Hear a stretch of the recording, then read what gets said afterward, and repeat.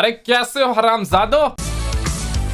Today we got good stories all around, and it's a rare day, okay? Like, never have I thought that in 2021, especially in the beginning of 2021, I will see people coming together as one. This is rare. Anyone who drops a comment on this video, I must smash the like button on your comment, okay? Let me return the favor because we're having a PS5 surprise reveal. We're also hearing about Activision. Like, we got some sauce out here. Like, let me just tell you what, man. We also got Uncharted 5, God of War, Xbox, and we have 9 stories at our hands. So let's go for maybe 9 likes on the video. But coming in at number 9, we're hearing that old Xbox controller blamed for starting fire in a garbage truck, and this is just straight up sauce, okay? We're hearing that an Xbox 360 controller seemingly causes a fire in a garbage truck, prompting a statement from the, obviously I won't be able to pronounce it correctly, so we're gonna skip that, from the Council on Proper Waste Disposal. And they must put a tweet online. We got photographic images out here, and man, this is crazy, okay? If you're a Sony phony, don't laugh. It would have probably been the same thing with the PS5 controller,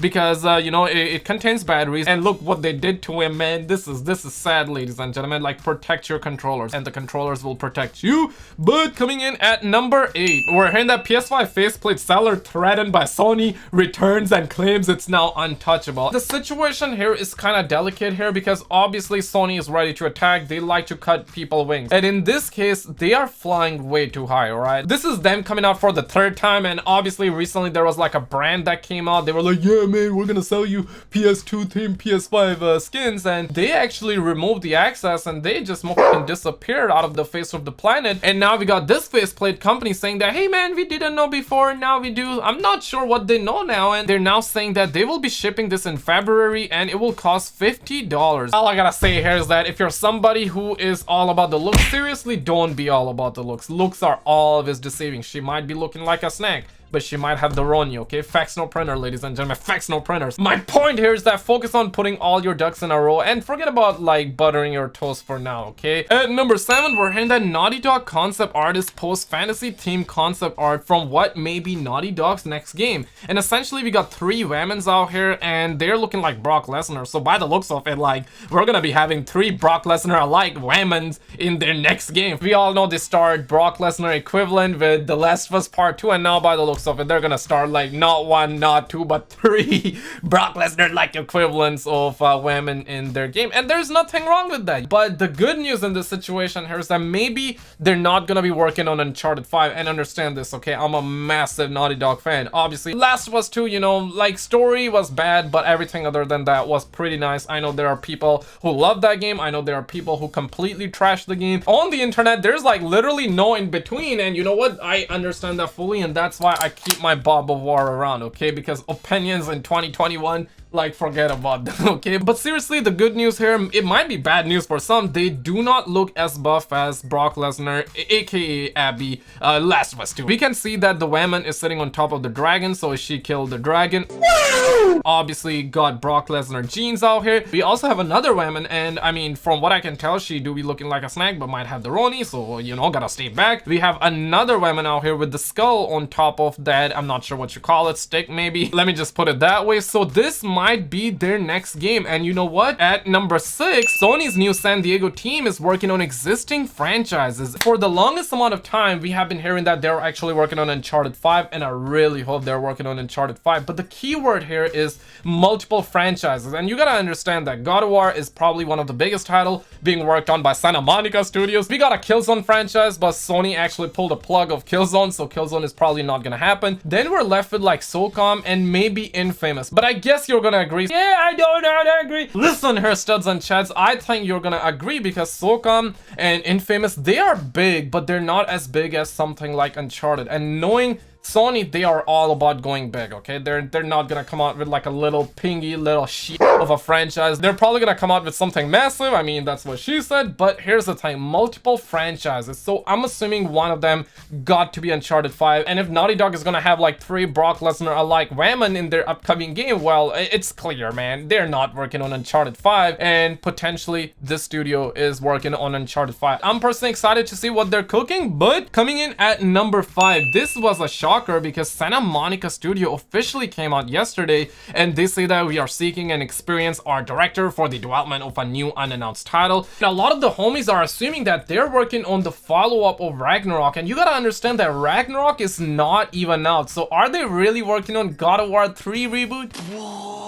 If that is true, then that means that Ragnarok is really on the right path. That means that maybe it's really gonna come out on time, because as of right now, a lot of the homies are assuming that they're probably gonna delay the game. And really, if they're working on a new title like right about now, like it doesn't matter if they're working on the follow-up of Ragnarok, it doesn't matter if they're working on a Brock Lesnar simulator, The Last of Us Part 5, it doesn't matter what they're working on. The fact of the matter here is that they're working on something, and if they're working on something, that means God of War Ragnarok is on a right path. Facts no printer, ladies and gentlemen. But at number 4, this is a story that was published back in 2017, and we're hearing that art allegedly from Santa Monica's cancelled sci-fi PS4 IP emerges, and we have a couple of screenshots out here, and this looks like Returnal for a little bit. This Whammon reminds me of that Returnal Whammon, and this is another one of those art images, so maybe this is what they are working on right now. That's the rumor, that's just speculation. At number 3, ladies and gentlemen, get ready for some gaming news out here. And before I dive into this one, hey, I'm not a politics channel, but sometimes when the news is related with gaming,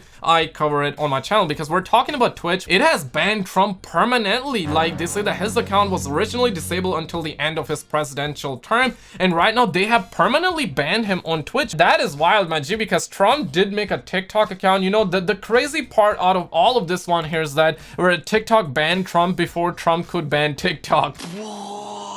And now Twitch has sent his account to Twitch Heaven, and I remember like him having like 3 billion type of alt accounts. Like, the man was just not stopping, okay? He was finding in with different alt accounts. And when I say Twitch is a platform for gaming, it is really not for gaming. It is literally for thoughts, okay? Like, I know that some of you guys go out there, like, you get your dopamine shots there, and that is not a productive way to get your dopamine, okay? But coming in at number 2, this news is coming from Tom Henderson, and this is a massive news, okay? This is really good news. He says that he just read an internal Activision survey result from a couple of months back. Here's just 2 of their findings. Number 1, the average Call of Duty player prefers to play with friends. I'm like, okay. The second one is less likely to find Modern Warfare and or Warzone fun. Listen here, man, you guys have absolutely killed it. This is probably the only time you have done something nice. I'm not trying to say that you do not do nice things on a daily basis. You totally do, but this is massive, okay? Like, I'm really proud, and therefore I'm gonna be giving everybody a free Snickers if you drop a like on this video. This is massive, okay? Like, less likely to find Modern Warfare in Warzone fun. And obviously we got experts all around here, because Modern Warfare is... And the joke is we cannot play with friends because pub games are hard as F. These are facts, okay? Didn't Bobby say his reason for joining Activision was to make gaming not fun? I'll try to find the video if I can. And the homie literally put a snippet from my video, which is just massive, okay? Like, shout out to the homie out here. I'm gonna smash the like button. Now, this is the biggest W of this decade. Maybe they're gonna do something about it. And I have to really stress this, because like on the internet, there's like no in between, but I have to stress this. Modern Warfare is a really good game, aside from like the time to kill, the maps, and skill-based matchmaking. The only 3 things that makes Modern Warfare unplayable, they make the game unenjoyable for me. I know there are a lot of you out there that absolutely love the game. There are a lot of you out there that absolutely hate the game, and you know what? I welcome all of you with open arms. Make love, not war, okay? These are facts. The skill-based matchmaking can absolutely suck on a big one. Maybe this is a good sign, because we're obviously hearing that Black Ops didn't sell as much as Modern Warfare, and they didn't really make that much Benjis, and the only reason Warzone is successful right now is because it's a free-to-play game. It is a good game, but obviously the amount of skill-based matchmaking this game got, it is absolutely a joke, okay? It got 20 tons of skill-based matchmaking. It got colony full of cheaters in this game, and instead of like doing something about it, Activision is like, we just want to make money. On top of all of that, whenever I play Modern Warfare or Warzone, I feel like a 500-pounder. No disrespect to my 500-pounders out there. Y'all are forever stud donuts to me, okay? No disrespect. But seriously, I feel like a 500-pounder playing this game. And Black Ops is really smooth. It's fast-paced, and that's why I adore Treyarch, and that's why I adore Black Ops mechanics. But let me just keep a $150. Black Ops is fast, but when you mix in that 20 tons of skill-based matchmaking and the fast-paced action, it's a recipe of disaster. At least in Modern Warfare, it's like everyone is camping, everyone is playing like a 500-pounder, everyone is playing super slow, so it's like, okay, you're gonna have 10 seconds before you die, right? Maybe 20 seconds, but this is good news all around. I'm super happy to hear that. But coming in at number 1, PlayStation blog officially say that watch the Resident Evil showcase stream on January February 21st, and it's gonna be happening at 2 p.m. Pacific, and that is 5 p.m. Eastern. I will be streaming that on the channel, so turn those notifications on, check out a video on the screen, you're gonna get a kick of dopamine, and I will see you right there.